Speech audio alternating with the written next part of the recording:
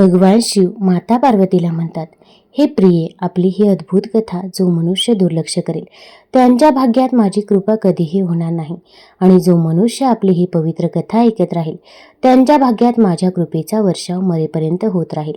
हे आज त्यांना माझे वचन आहे. त्यामुळे हा काळ वाया जाऊ न देता श्रद्धेने ही पवित्र कथा ऐकत राहा. कारण ही फक्त एक कथा नाही, तर ही कथा ऐकल्याने तुझे कोटी कोटी मोठ्यातील मोठे पाप दूर होईल आणि तुझ्या भाग्यात लक्ष्मी माता सुख समृद्धीचा वर्षाव करायला चालू करेल. ही माता पार्वती आणि भगवान शिवाची तसेच भगवान हनुमान प्रभू श्रीरामांची इतकी शक्तिशाली कथा आहे की ही कथा फक्त मनापासून श्रवण केल्याने आपल्या आयुष्यातील अनेक अडचणी, अडथळे, संकटे दूर होतात.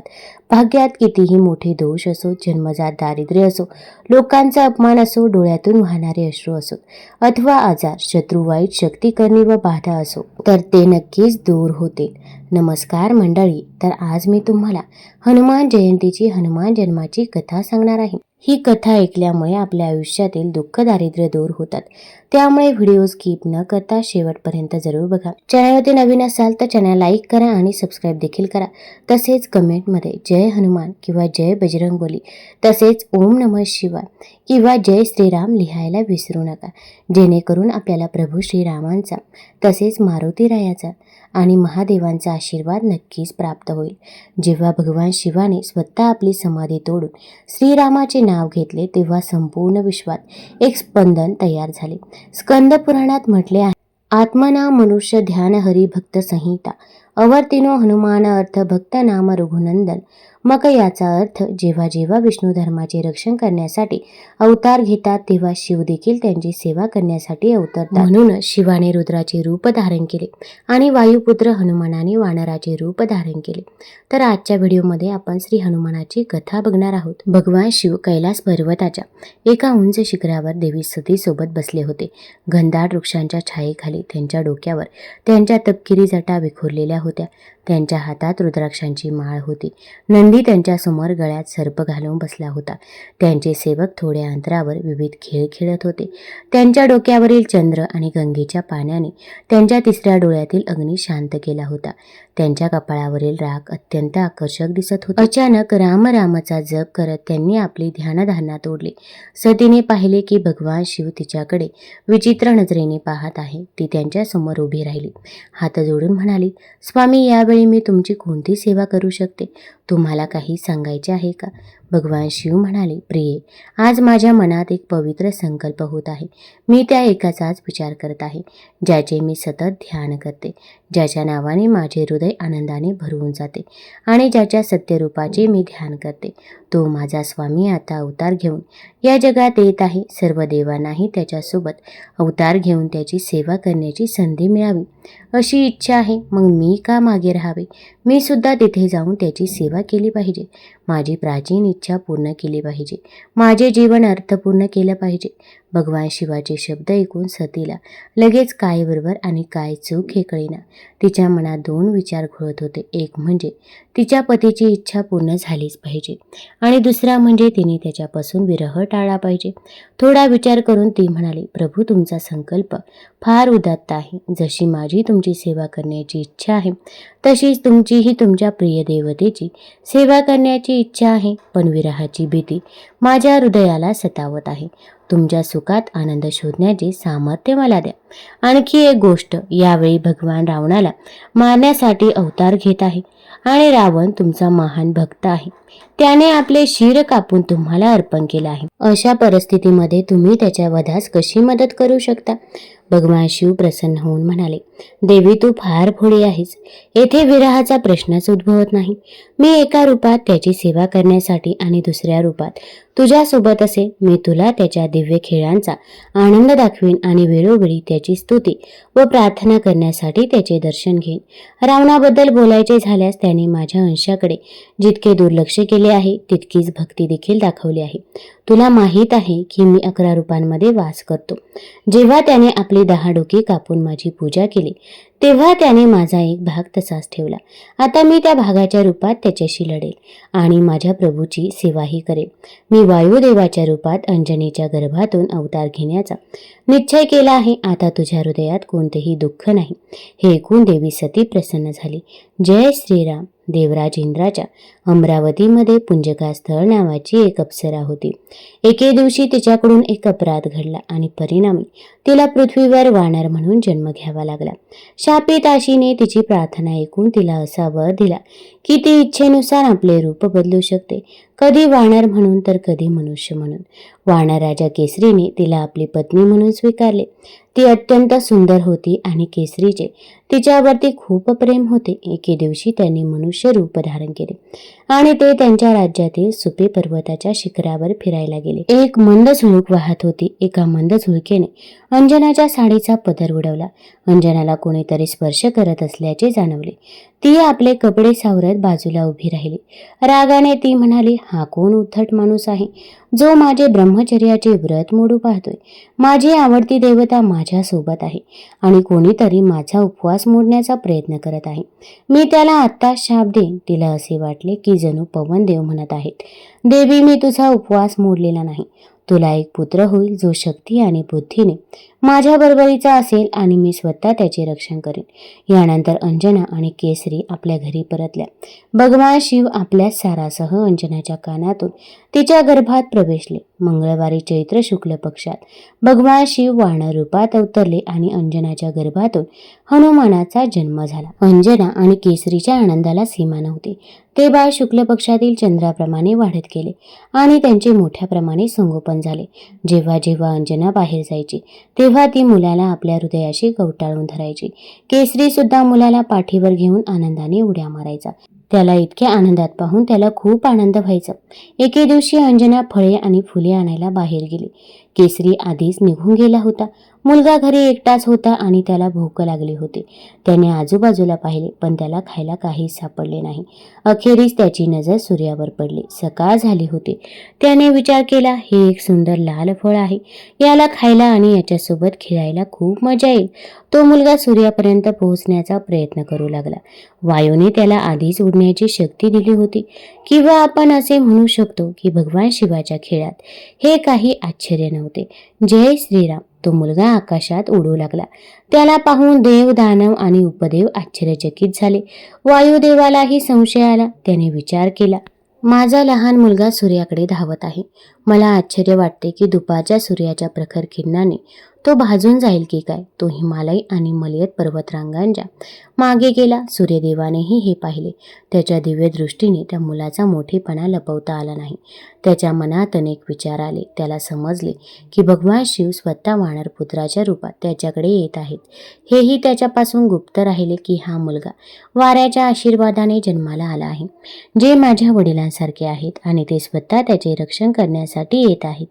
सूर्यदेवाने आपली किरणे थंड केली. जणू काही ते आपल्या कोमल हाताने त्या मुलाला कुरवाळत होते किंवा जणू काही विश्वाचे पिता शंकराचे स्वागत करत होते. तो मुलगा सूर्याच्या रथाजवळ पोहोचला आणि त्याच्यासोबत खेळू लागला. त्याच क्षणी राहू त्याला ग्रहण लावण्यासाठी आला. त्याने सूर्याच्या रथावर बसलेल्या एका वानरपुत्राला पाहिले. पण जेव्हा त्या मुलाने आपल्या बलवान हाताने राहूला पकडले तेव्हा तो घाबरला आणि कसा तरी स्वतःला सोडून पळून गेला. तो थेट देवांचा राजा इंद्राकडे गेला आणि म्हणाला, देवराज, तुम्ही मला सूर्यग्रहण करण्याची शक्ती दिली आहे. तुम्ही आता हा अधिकार दुसऱ्या कोणाला दिला आहे का? इंद्राला हे समजलं नाही. त्याने राहूला रागवले आणि त्याला सूर्याकडे परत पाठवले. जेव्हा राहू दुसऱ्यांदा गेला तेव्हा त्या मुलाला भूक लागली. त्याला वाटले की हे खाण्यासाठी काहीतरी चांगले आहे आणि त्याने राहूवर झडप घातली. मुलाच्या तेजाने घाबरून राहूने आपल्या जीवाची भीक मागण्यासाठी इंद्राला हाक मारली. ऐरावतावर स्वार झालेला इंद्र राहूच्या मदतीला धावून आला. ऐरावताला पाहताच त्या मुलाने राहूला सोडले आणि हे एक चांगले पीक आहे असे समजून त्याला पकडण्यासाठी धावला. घाबरलेल्या इंद्राने आपला वज्र फेकला, जो मुलाच्या डाव्या हनुवटीवर आदळला. तो मुलगा जखमी होऊन खाली पडला आणि छतावर ठोके मारू लागला. वायुदेवाने त्याला उचलले आणि एका गुहेत नेले. वायुदेव संतप्त झाला आणि त्याने आपली हालचाल थांबवली. वारा थांबता संपूर्ण ब्रह्मांड स्तब्ध झाले. काही हलत नव्हते आणि सर्व प्राण्यांनी श्वास घेणे थांबवले. घाबरलेले देव ब्रह्मदेवाकडे धावले. ब्रह्मदेव स्वतः गुहेत आले आणि त्यांनी त्या मुलाला स्पर्श केला. त्यांनी स्वतःच्या हाताने त्याला पुन्हा जिवंत केले. तो मुलगा आनंदाने उभा राहिला. वायुदेवही प्रसन्न झाला आणि त्याने संपूर्ण ब्रह्मांडात पुन्हा प्राण फुंकले. ब्रह्मदेव देवांना म्हणाले, हा मुलगा सामान्य नाही, तो देवांचे कार्य पूर्ण करण्यासाठीच अवतरला आहे. म्हणून सर्व देवांनी त्याला एक वरदान देणे उचित ठरेल. इंद्राने उत्तर दिले, माझ्या वज्राने त्याचा हात मोडला आहे, म्हणून आजपासून त्याचे नाव हनुमान राहील. मी त्याला हे वरदान देतो की माझे वज्र त्याला कधीही इजा करणार नाही. सूर्य म्हणाला, मी त्याला माझ्या तेजाचा 100वा भाग देतो. माझ्या शक्तीने तो आपले रूप बदलू शकेल आणि जेव्हा त्याला शास्त्रांचा अभ्यास करण्याची गरज भासेल तेव्हा मी त्याला सर्व शास्त्रांचे ज्ञान प्रदान करेल. तो एक अत्यंत कुशल वक्ता बनेल. वरुणाने त्याला आपल्या फासाला आणि पाण्याला न घाबरण्याचे वरदान दिले.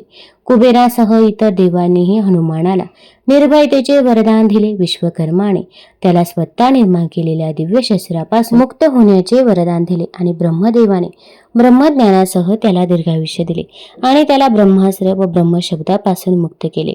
देव निघून जात असताना ब्रह्मदेव वायुदेवाला म्हणाले, तुमचा पुत्र एक महान योद्धा होईल. तो आपल्या इच्छेनुसार कोणतेही रूप धारण करू शकेल आणि त्याचा वेग मनासारखा जलद असेल. त्याची शक्ती अमर होईल आणि तो रामाचा मुख्य सहाय्यक व राम रावणाच्या युद्धात त्याचा लाडका बनेल. असे हनुमानाला वरदान देऊन सर्व देव आपापल्या निवासस्थानी परतले. जेव्हा अंजना आणि केसरी यांनी हे सर्व ऐकले तेव्हा त्यांचा आनंद गगनात मावेनासा झाला. लहानपणी हनुमान अत्यंत खोडकर होता. तो एक वानर, एक लहान बाळ होता आणि त्याच्याकडे देवांकडून मिळालेली प्रचंड शक्ती होती. तो रुद्राचाच एक अंश होता. तो पुजाऱ्यांची आसनी उचलून झाडावर टांगायचा, त्यांच्या कमंडलूतील पाणी सांडायचा आणि त्यांची लंगोटी सुद्धा फाडायचा. कधी कधी तो कोणाच्या तरी मांडीवर खेळायचा आणि अचानक त्यांची दाढी ओढून पळून जायचा. त्याला कोणीही थांबवू शकत नव्हते. त्याच्यासमोर प्रत्येक जण हतबल होता. जसजसा काळ लोटत गेला आणि जेव्हा हनुमानाच्या अभ्यासाची वेळ आली तेव्हाही त्याचा खोडकरपणा तसाच राहिला. अंजना आणि केसरी खूप चिंतित झाले. त्यांनी शक्य ते सर्व उपाय करून पाहिले पण हनुमान अविचल राहिला. मग त्याने पुजाऱ्यांना प्रार्थना केली आणि त्यांना विनंती केली की कृपया हनुमानाला सुधारण्यासाठी काहीतरी उपाय सुचवण्यात यावा. पुरोहितांनी त्यावर विचार केला आणि ठरवले की त्याला आपल्या शक्तीचा खूप गर्व आहे. जर तो आपली शक्ती विसरू शकला तरच सुधारणा शक्य होती. त्यांनी हनुमानाला शाप दिला, तू तुझी शक्ती विसरशील आणि जेव्हा कोणी तुला तुझ्या शक्तीची आठवण करून देईल तेव्हाच तुला ती आठवेल. हनुमान आपली शक्ती विसरला. आता जेव्हा त्याच्या शिक्षणाची वेळ आली तेव्हा वानरराज केसरीने योग्य विधी पार पाडून त्याला वेद शिकण्यासाठी सूर्यदेवाकडे पाठवले.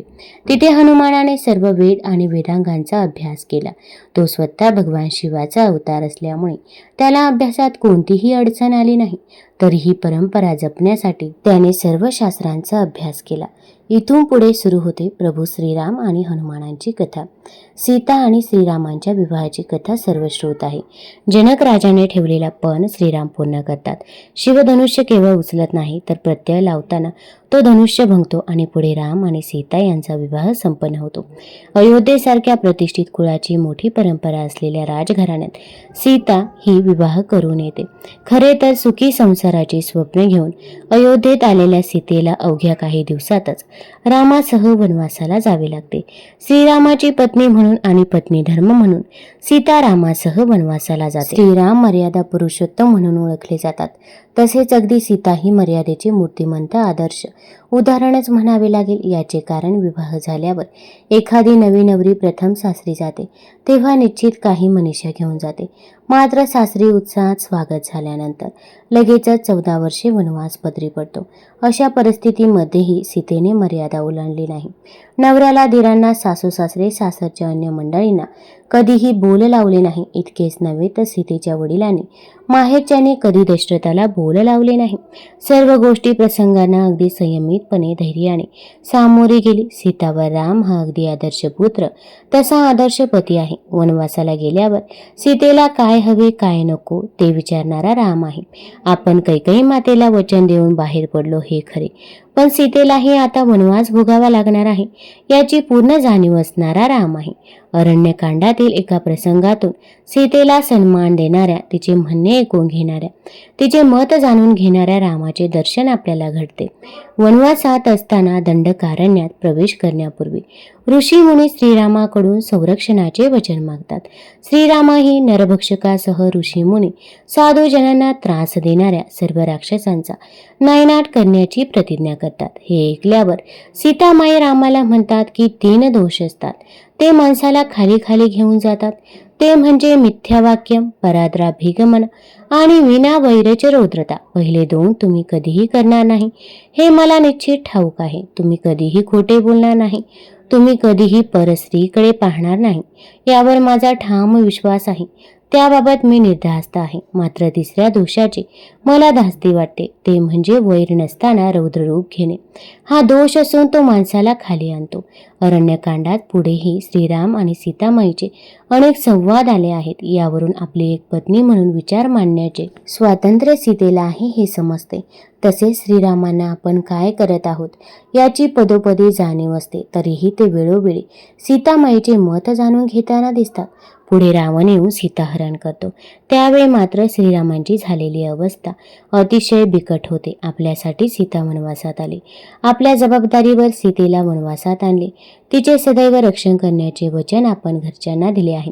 अशा अनेक गोष्टी श्रीरामांसमोर आवासून उभ्या राहतात आणि कितीही मर्यादा पुरुषोत्तम असलेल्या श्रीरामांचा बांध अखेर फुटतो, संयम तुटतो, सैरावैरा पळू लागतात. सावलीप्रमाणे कायम संगत करणाऱ्या लक्ष्मणाला नको नको ते बोल लावतात.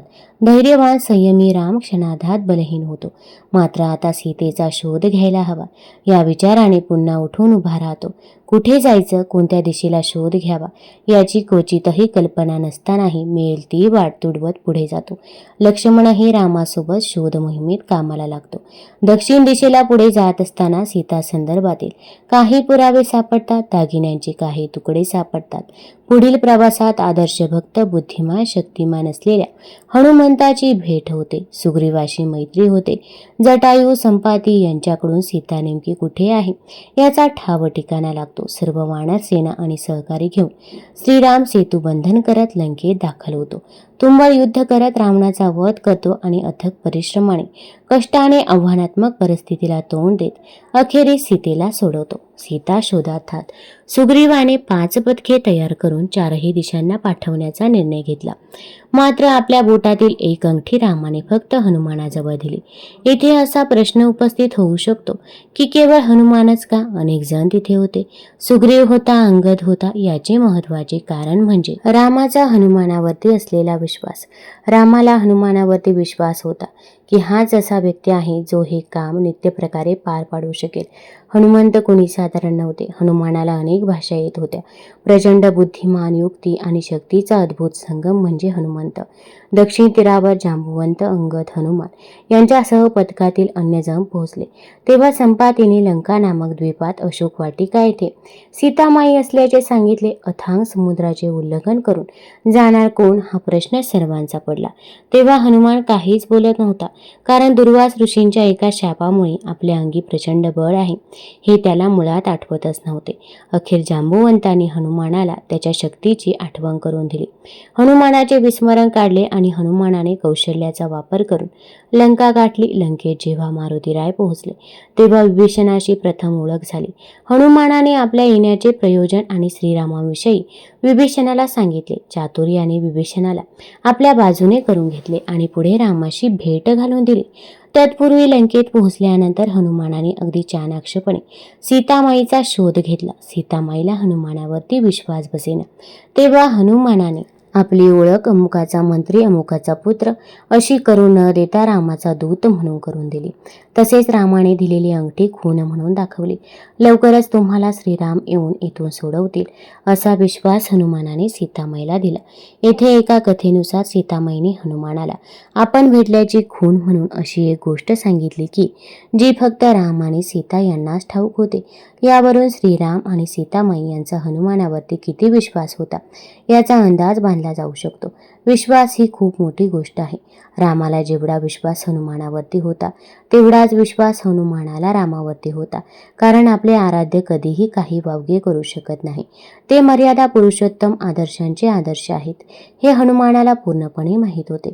रावण नेमका कोण आहे हे हनुमानाला पाहायचे होते. म्हणून त्याने उपद्रव करून स्वतःला बंदिवान करून घेतले. रावणाच्या दरबारात दाखल होऊन सर्व गोष्टी नीटपणे निरखून पाहिल्या. रावणाच्या सैनिकांनी हनुमानाच्या शिपटीला कापडाच्या चिंध्या बांधून आग लावली. येथे हनुमानाने युक्तीचा वापर करून सर्व लंका पेटवून दिली. रामाचा एक छोटा सैनिक एवढा गजब करू शकतो तर प्रत्यक्ष राम लंकेत आल्यावर काय होईल असा संदेश लंकेला द्यायचा होता. येथे हनुमंताच्या मुसद्दीपणाचा एक नमुना दिसतो. लंकेचे सर्व योग्य पद्धतीने निरीक्षण करून हनुमान परत येतो आणि लंकेत नेमकं कुठं काय आहे याची माहिती रामाला देतो. हनुमानाच्या या कामगिरीवर राम अगदी प्रसन्न असतो. हनुमान परत आल्यावर रामाला झालेला आनंद अतिशय अवर्णनीय असाच आहे. आपण ठेवलेला विश्वास हनुमानाने सार्थ ठरवला याचे समाधान रामाला वाटते. तसेच हनुमानाने सांगितलेल्या गोष्टीवरून सीताच भेटली होती हेही रामाला समजते. तात्काळ योजना आखून सुग्रीव, हनुमंत आणि सर्व वानरसेना दक्षिण किनाऱ्यावर पोहोचतात.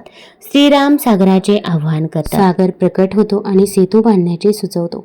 लगेचच सर्वजण सेतू बांधायला घेतात. सेतू बांधताना वेळेची एक मजेशीर गोष्ट सांगितली जाते. सर्वजण अपार मेहनत आणि कष्ट घेऊन सेतू बंधन करत असतात. आजूबाजूचे दगड, वृक्ष घेऊन समुद्रात टाकत असतात. जी जी गोष्ट समुद्रावर टाकली जाणार असते त्या प्रत्येक गोष्टीवर रामनाम लिहिले जाते. हा सेतू बांधण्यासाठी छोट्या खारुताईनेही सक्रिय सहभाग घेतल्याचं सांगितलं जाते. सर्वजण कठोर मेहनत घेत आहेत हे पाहून रामालाही राहवत नाही.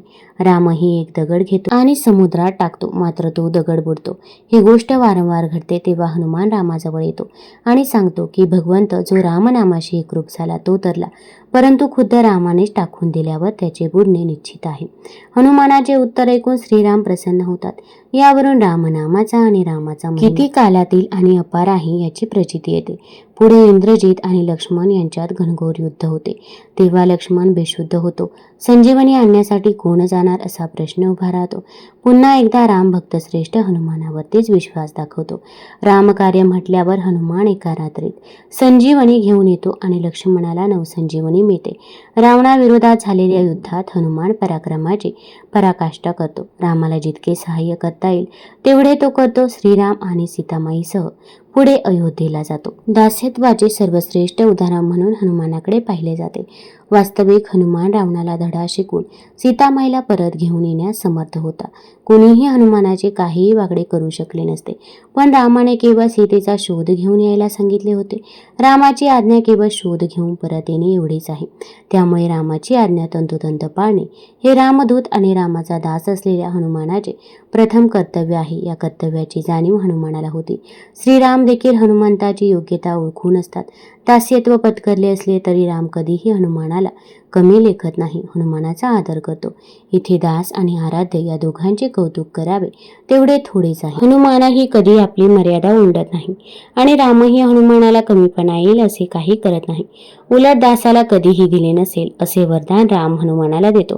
अयोध्येला परत आल्यानंतर श्रीराम सर्वांचा यथोचित सत्कार करतात. ज्यांनी ज्यांनी मदत केली त्या सर्वांचा प्रचंड मोठा कौतुक सोहळा पार पडतो.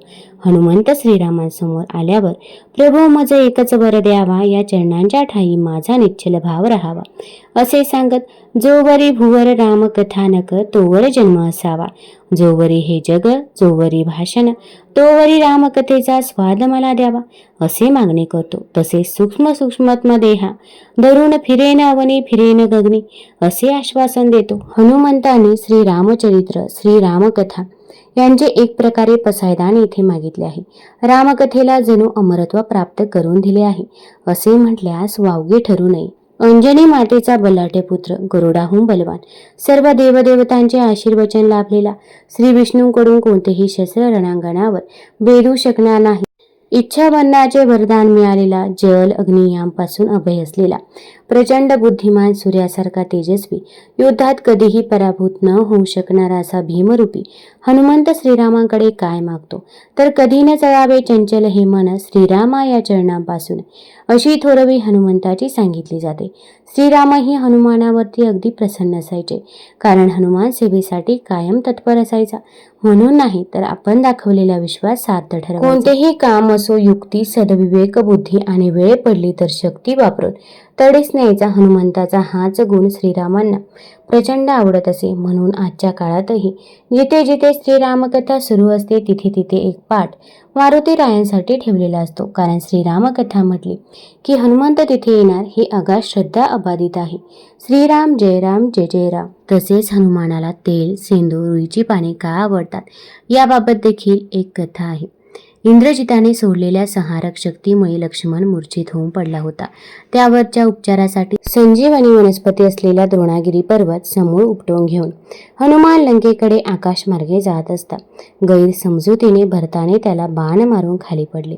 परंतु हनुमानाचे कार्य आणि कर्तृत्व कळताच भरताने त्याच्या जखमेवर तेल आणि सिंदूर लावला. त्यामुळे जखम तत्काळ बरी होऊन हनुमान लंकेत नियोजित वेळेपूर्वीच जाऊ लागला. यातूनच पुढे हनुमानाला तेल घालण्याची रूढी देखील पडली.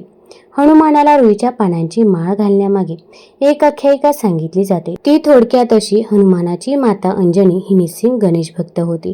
आपल्या पुत्रावर आपल्या उपास्य देवताची कृपा दृष्टी व्हावी इतकेच नव्हे तर त्याला बळ, बुद्धी, विघ्नहर्तत्व नित्य लाभावे यासाठी अंजनी हनुमानाच्या गळ्यात मंदारच्या किंवा रुईच्या पानांची माळ घालत असे. आपल्या मातेची स्मृती म्हणून हनुमान पुढे रुईची माळ गळ्यात धारण करू लागला आणि म्हणूनच भाविक त्याला रुईच्या पानांची माळ घालतात. तसेच तो 11वा रुद्र असल्याने 11 पानांची माळ आणि 11 प्रदक्षिणा घालण्याची ही प्रथा पडली आहे. अगदी जेव्हा रुईच्या पानांची माळ घालतात तेव्हा प्रत्येक पानावरती राम हा शब्द आवर्जून लिहिला जातो. सिंदुराने जय श्रीराम हा शब्द लिहितात आणि ही 11 पानांची माळ घातल्यामुळे आपली इच्छित मनोकामना देखील पूर्ण होते असं म्हटलं जातं. भरताने तेल आणि सिंदूर माखून हनुमानाची जखम बरी केली. याशिवाय दुसरी प्रचलित कथा म्हणजे सीतामाईला भांगात सिंदूर लावताना हनुमानाने एकदा पाहिले आणि माई हा टिळा आपण कपाळावर का लावताय असे हनुमंताने सीतामाईला विचारले. असं केल्याने तुझ्या स्वामींचं आयुष्य वाढेल असे सीतामाईने हनुमानाला सांगितले. तेव्हापासून आपल्या स्वामींचे म्हणजे प्रभू रामचंद्रांचे आयुष्य वाढावे या उद्देशाने हनुमान आपल्या सर्वांगाला सिंदूर माखून घेऊ लागला. अहिरावण, महिरावण नामक 2 मायावी राक्षसांनी रामलक्ष्मणांना कपटाने पाताळ नगरीत नेले. ते राक्षस त्या दोघांना आपल्या देवीला बळी देणार होते. ऐनवेळी हनुमंताने रक्तवर्ण देवीचे रूप घेऊन रामलक्ष्मणाची सुटका केली. या प्रसंगाचे वर्णन समर्थ रामदास स्वामी मारुती स्तोत्रात करतात. पाताळ देवता हंता भव्य सिंदूर लेपना याची स्मृती म्हणून हनुमानाला सिंदूर लावण्याची प्रथा पडली. तुम्हाला जर ही कथा आवडली असेल तर चॅनल लाईक करा, सबस्क्राईब करा आणि आपल्या मित्रपरिवारासोबत जरूर शेअर करा. धन्यवाद.